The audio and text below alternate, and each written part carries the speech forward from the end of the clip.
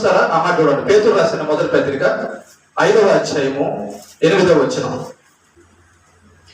నిబ్బరమైన బుద్ధి గలవారి మెలకువగా ఉండుడి. చూడండి ఎలా ఉండమంటున్నాడు చూడండి. ఎందుకు ఉండమంటున్నాడంటే, బుద్ధి గలవారై మెలకువగా ఉండండి. మీ విరోధి అయిన అపవాది గర్జించుచు సింహము వలె ఎవరిని మృంగుతున్నా అని వెతుకుతూ తిరుగుతున్నాడు. ఎక్కడ తిరుగుతున్నాడు? ఎవరి దగ్గర తిరుగుతున్నాడు?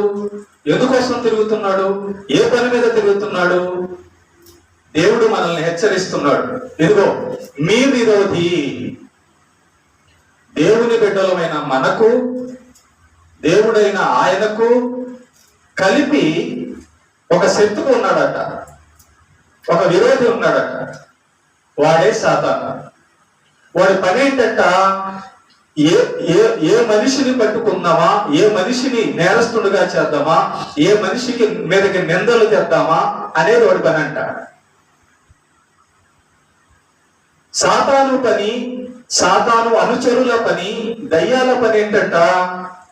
ఒక మనిషిని పట్టుకొని ఆ మనిషిని నేరస్తుడుగా చేసి ఆ మనిషి మీద నిందలు తేవడమే, నిందలు వచ్చేలా చేయడమే సాతాను యొక్క పని అన్నమాట. కాబట్టి ఇక్కడ బైబిల్లో రాపిస్తున్నాడు, నిబ్బరమైన బుద్ధి గలవారై మెలకుగా ఉండండి. బుద్ధి గలవారై మెలకుగా ఉండండి.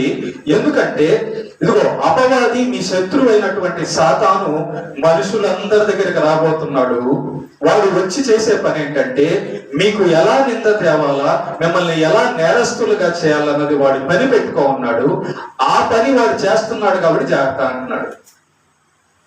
మనం బియ్యం ఉందో లేదో, డబ్బులు ఉన్నాయో లేదో, బట్టలు ఉన్నాయో లేదో, ఇల్లు ఉందో లేదో, వీటి మీద మన మనసు ఉంది, కానీ మన జీవితం ఎలా ఉందో దాని మీద మనసు కానీ పెడితే చాలా మంచిది. భౌతిక సంబంధమైన అవసరాలు మనకు కావాలి, కానీ ఆ భౌతిక సంబంధమైన అవసరాల కోసం మనం నిందలు తెచ్చుకున్నామా? భౌతిక సంబంధమైన ఈ శరీర అవసరాల కోసం మనం నేరస్తులు అవుదామా? సాతాను యొక్క ప్లాన్ అదే. సాతాను ఏం చేస్తాడంటే, మన దగ్గరకు వచ్చి వాడు ఏం చేస్తాడంటే ఆశ చూపించి మోసం చేస్తాడు అనమాట. ఆశ చూపిస్తాడు. మన శరీరంలో మన దగ్గరకు వచ్చి మనతో మాట్లాడతాడు. వాడు మనతో మాట్లాడి మన శరీర ఆశలను చూపించి ఆ ఆశలను తప్పుదోవలో తీర్చుకునేటట్లుగా చేస్తాడు. ఎప్పుడైతే మన శరీర ఆశలను మనం తప్పుదోవలో తీర్చుకోవడానికి చూస్తామో నేరం చేసేటట్టు చేస్తాడనమాట. ఎప్పుడైతే మనం నేరం చేస్తామో నిందలు తీసుకొస్తాడు. చూసారా? మోసగాడు, అపవాది, తంత్రగాడు అని బైబిల్లో వాడికి పేరు. కాబట్టి ఏ నేరం చేయిస్తాడు? వాడు దేవునికి విరుద్ధంగా ఉండే నేరాలు చేపిస్తాడు.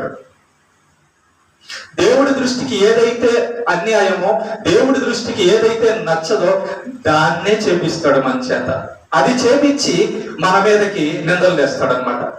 ఎన్ని రకాల నేరాలు ఉన్నాయి, ఎన్నో రకాల దేవుడికి నచ్చని పనులు ఉన్నాయి. నువ్వు అనుకుంటావేమో, నేను ఎక్కడ దొంగతనం చేశానండి అంటావేమో. నువ్వు దొంగతనం చేయకుండా ఉండుండొచ్చు, కానీ ఇంకొకటి చేసి ఉండొచ్చు. అబద్ధాలు ఆడుతుండొచ్చేమో. దేవుడి దృష్టికి నేరాలు ఎన్నో ఉన్నాయి. ఆ నేరాలలో ఒక నేరం చేసినా చాలు.